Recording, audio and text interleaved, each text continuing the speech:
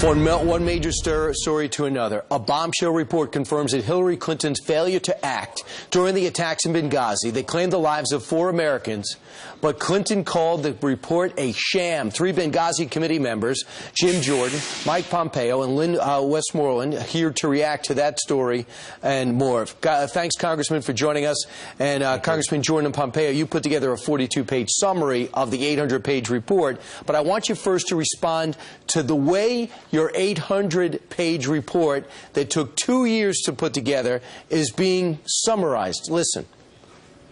No smoking gun. No new evidence of blame for Hillary Clinton. It finds no bombshells about Hillary Clinton. No new evidence of wrongdoing by Hillary Clinton. No new evidence of wrongdoing. No evidence of Clinton's role. The report does not shed significant new light on Clinton's handling of the crisis. Congressman Jordan, is that true? No, look, Brian, we learned that no military assets were had even taken off before the attack was over. But as I said yesterday, what did start before the attack was over was the political spin, because at 10:08 that night, when Tyrone Woods is still on the roof of the annex, fighting for his life and his fellow citizens' lives, she's making a statement that points to the video as the catalyst for the attack, which we all know was false. She says some have sought to justify this vicious behavior as a response to inflammatory material on the internet. We know that was misleading and false, because an hour later she tells her daughter terrorists killed our people, and the next day she tells the Egyptian Prime Minister that the film had nothing to do with it. It was a planned attack, not a protest. So the spin started right away before the attack's over, but help getting to our folks did it. And that's why Mike and I wrote our report, where we talked about politics drove this from the get-go for this administration, and that's something that shouldn't happen in our country. And, Congressman, we found out about a meeting that took place at about 5:30 where this was already being brought up, right, Pompeo? Yep. Congressman Pompeo? That's right. They were talking about politics just several hours after the attacks. They were worried about the sensitivities of the Libyan government. Can we send our soldiers in uniform? Do we need permission from the Libyan government? That's crazy. You had an ambassador missing. You had 30-plus people that were in harm's way fighting for their lives. And you have our Secretary of State sitting on a civets with a bunch of deputies from all across government debating whether or not we can send forces in, rather than doing what Secretary Panetta had actually told them to do. Do everything you can to get these people back. It's reprehensible that they dithered while those folks were in a fight. Yeah, Congressman Westmoreland, as you look at this entire thing that you guys put together, people want to say that Hillary Clinton was exonerated through this whole thing, but the question is, did she step up and take leadership role, because it's her State Department and her hand-picked ambassador and her friend that was missing and later found dead? Well, you know, Brian, the fact of it is she wanted to be the hero going into Libya, but after this happened, she wanted to wash her hands of it and blame it on somebody else. You know, if you can't fix the problem, fix the blame. And that's certainly what their intention was, I believe, and especially during the civic, was, you know, I think there were 11 action items, and 5 of them were about the video. None of them were about, hey, how quick can we get somebody in there to rescue our people? Yeah, here's the thing I don't understand, Congressman Jordan. The order was given for Panetta to take action. Yep. For some reason, he never took action. What stopped the action, some type of rescue effort to stop the carnage?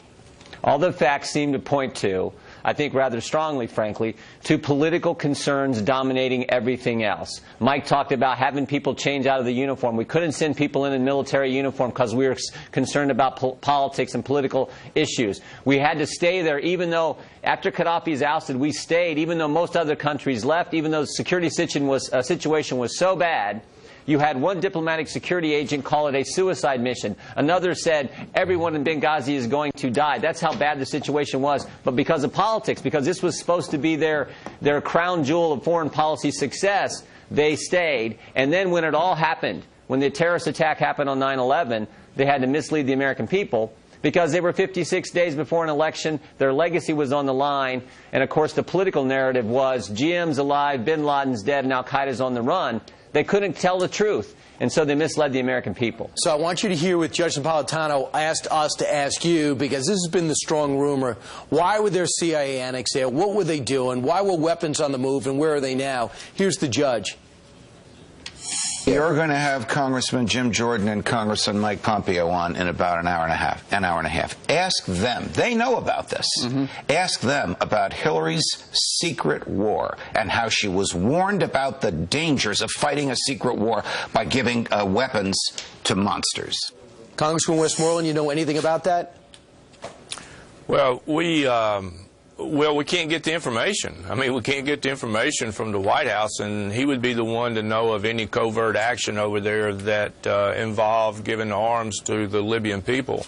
I don't doubt that it happened, but as far as what the annex was doing there, we've asked, you know, all the people that were on the ground there if they saw any weapons, man-pads, hostages, and they all said no. And they had access to every part of that annex. Elijah Cummings, ranking member on this committee, said this. I want you to hear it and respond.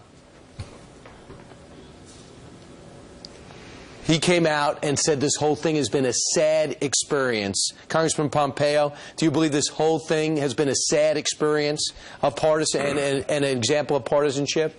I'm proud of what we accomplished. There's a whole new understanding of the fact that Secretary Clinton put politics ahead of the people on the ground. We didn't have that before this committee existed. We didn't have her emails. We didn't have Ambassador Stevens' emails. Elijah Cummings can answer to the American people and the families of those 4 dead Americans for the fact that he seems to have been happy never to have known that America didn't even try to go rescue these heroes on the ground. He'll have to live with that, and he'll have to explain that to the American people why he thought this committee shouldn't have asked those questions on that set of incredibly important issues. They needed help to come, and the help never showed up. It was never even scrambled. There was no attempt. Unbelievable, this America. Congressman Pompeo, Jordan, and Westmoreland, thanks so much.